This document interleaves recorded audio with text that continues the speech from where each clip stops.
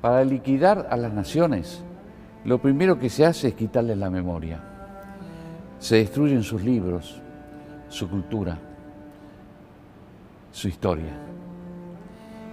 Y luego vienen y les escriben otros libros, les dan otra cultura y les inventan otra historia. Entonces, la nación comienza otra vez a olvidar lo que es y lo que ha sido. Esto lo dice Milian Kundera, un escritor checoslovaco, en su libro Sobre la risa y el olvido.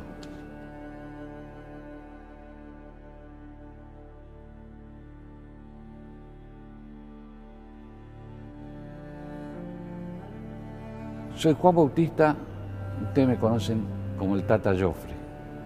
Tengo 15 libros escritos sobre lo que vivió mi generación. Más que vivir, sufrió mi generación. Bueno, soy María Fernanda Viola, tengo 54 años, soy tucumana, soy hija de María Cristina Picón y de Humberto Antonio Viola, militar, que lo asesinaron en el 74. Era un domingo y como todos los domingos íbamos a almorzar a la casa de mis abuelos paternos y teníamos como una rutina. Primero íbamos a misa y después nos íbamos a comer los famosos ravioles de mi abuela Bebebo.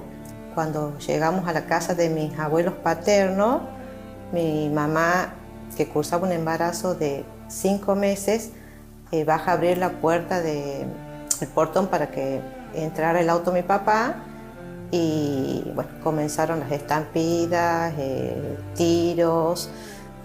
Mi papá, como estaba María Cristina y yo en el asiento de atrás, baja del auto para resguardarnos y empieza a correr hacia la esquina de calle Ayacucho y San Lorenzo, y ahí lo rematan de un tiro en la espalda. Cuando lo matan a mi papá, que lo mató en el 74, era gobierno constitucional. O sea, no tiene nada que ver con el 76, porque mi papá lo matan en el 74. Todo era un griterío, caos. Salen mis abuelos, se van a fijar en el auto, en nosotras. Bueno, Cristina estaba muerta. Mi mamá me solía decir que tenía éramos coloraditas las dos, y cuenta que cuando le corren el pelo que tenía en la cara, tenía la cabeza destrozada. Y yo me había hecho pis, pero estaba viva. Por ahí hablan mucho de los derechos humanos y yo digo, los derechos humanos de mi hermana, que tenía 3 años, ¿a dónde están? Yo tenía 5. ¿A dónde están esos derechos humanos? Porque por ahí yo digo, bueno, mi papá era militar y bueno, tenía la vida jugada, pero ¿nosotros qué? Eso sí pienso y por ahí me da bronca. Un día me vienen a secuestrar y voy yo con un compañero mío que después desapareció, Néstor San Martino. Vamos caminando, paran 2 coches y era un Valiant blanco creo que era, y bajan y me agarran y me ataron a una rueda que a mí me da la sensación, porque estaba vendado, que era una rueda de un carro. Bueno, me surtieron y me dijeron que me iban a matar. Era la gente de López Rega. ¿Vos sos Luis Labraña? Digo, no, para un momento, yo no soy Luis Labraña. Luis Labraña que salió corriendo. Que sí, que no, dudaron. Me llevan, me dejan en el medio del basural, me sacan unos cirujas de ahí. Ahí estaba sellado mi destino en la Argentina. Tenía que salir del país, no tenía documentos, no tenía plata, hubo gente que juntó plata para que yo me fuera. Y de ahí partí a Europa. El país no resistía más. Muertos por todos lados, bombas cada 3 horas, secuestrados, asesinados. ¿Qué hombre puede ser revolucionario o humanista o humano poniendo una bomba vietnamita en el centro de la ciudad? ¿Qué es lo que sucedió? ¿Por qué nos construimos en monstruos? Después aparecieron los militares y también se construyeron en monstruos. Pero es que la guerra genera monstruos. No es que los militares fueran malos o nosotros fuéramos malos. Nos convertimos en monstruos. Y pasó lo que pasó. No fueron 2 demonios. Fueron 2 ángeles caídos. porque de ambos lados, peleamos por la libertad y peleamos por la patria. Yo creo que la historia acá en la Argentina se ha contado, o se ha mostrado una sola cara de la moneda, o se cortó la historia con un ojo tapado, que para mí, al contar una sola parte de la historia, no es historia, porque la historia tenés que cortar completa. Yo que lo veo de un lado, yo digo, ha sido una guerra. Ha sido una guerra donde ha caído gente inocente de ambos lados. Que si hay un listado de víctimas, que también haya un listado de víctimas del terrorismo. Yo considero que en mi caso, que soy víctima del terrorismo, no hay ni verdad, ni memoria y mucho menos justicia.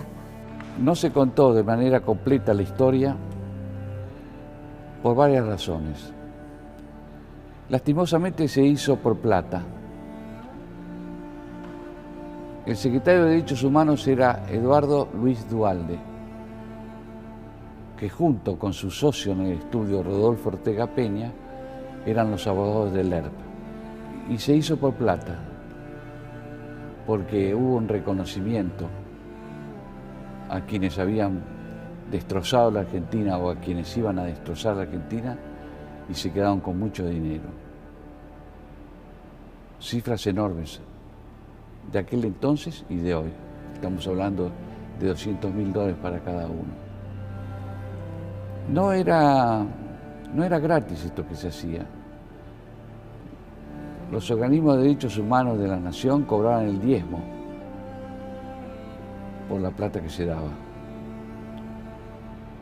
La otra razón es que cómo iban a condenar al terrorismo si el terrorismo estaba en el gobierno de Kirchner. Porque hay que acordarse quién fue el presidente que terminó abajo con todo, con el indulto del presidente Menem, con el punto final y la obediencia de vida que había aceptado Raúl Alfonsín años antes. Estaban en el poder. No solamente sus guerrilleros, los terroristas que habían tomado las armas en aquel entonces, sino también sus ideólogos. Fue un gran negocio el de los desaparecidos. Pero el número fue gestado en Holanda.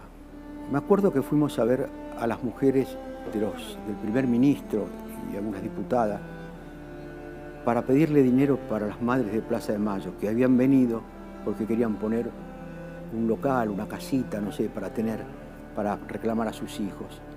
Y había, no me acuerdo si eran 4.000, 3.800, nunca me acuerdo el número, alrededor de 4.000 personas desaparecidas. Entonces presentan y ellos le dicen, pero ustedes no pueden hablar de genocidio. Genocidio es lo que sufrió el pueblo judío con 6 millones de muertos. Y el número es bajo para lo que están diciendo ustedes. ¿Por qué no tratan de venir un poco más adelante buscando más? Porque debe haber más. O sea, ayudando, ¿no? Yo no sé si pasó una semana, un mes, no me acuerdo cuánto, de discusiones, patatín, patatán. Se determinó un número. Dijeron barbaridades en los números. Y alguien dijo 30.000. Y dijo 30.000 como diciendo, bueno, córtela, pongan 30.000. Fui yo. Y esos 30.000 sirvió para buscar la verdad. ¿Ayudó la realidad? No. Fortaleció el odio. Y aparte comenzó a oscurecer la verdadera historia. No, señores, 30.000 fue falso, lo puse yo el número 30.000. Y nadie me lo puede discutir, ni nadie me lo vino a discutir. ¿Fue un error? No, en esa época no fue un error. ¿Se proyectó como error? Sí, claro, un gran error, porque fue una bandera, hoy en día una bandera, digamos, una bandera de la mentira, de la vecindad. Y comenzaron a cortarme el rostro. Es decir, vos no podés decir que los 30.000 no son ciertos, porque son ciertos. ¿Cómo? ¿Vos me decís que son ciertos? Si vos estabas cuando yo dije eso. No, pero son ciertos. Digamos, ahí no me acusaban de facho, como me acusan ahora, sino que me acusaban de buchón. Hoy en día se sabe la verdad. Estoy orgulloso de decir la verdad.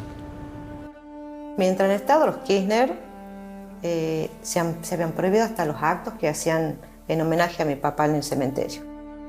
O tengo una esperanza que se haga, no me importa, este año van a ser 50 años que lo han matado a mi papá. No sé si se haga justicia, pero... o que se haga justicia. O sea, la justicia que yo pido es reconocimiento moral. Y yo me pregunto, ¿alguien se preguntó por qué una juventud culta, de clases medias, instruida y formada por un pensamiento cultural europeo, hijos o nietos de inmigrantes que hicieron la Argentina, por qué esa juventud se alza en armas y choca contra un muro y queda destruida?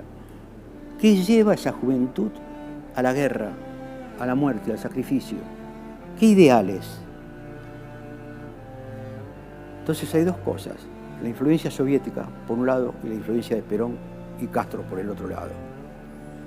Y yo creo que eso nos llevó a ese suicidio colectivo que fuimos nosotros y al desastre que hicimos, porque fue un desastre lo que hicimos.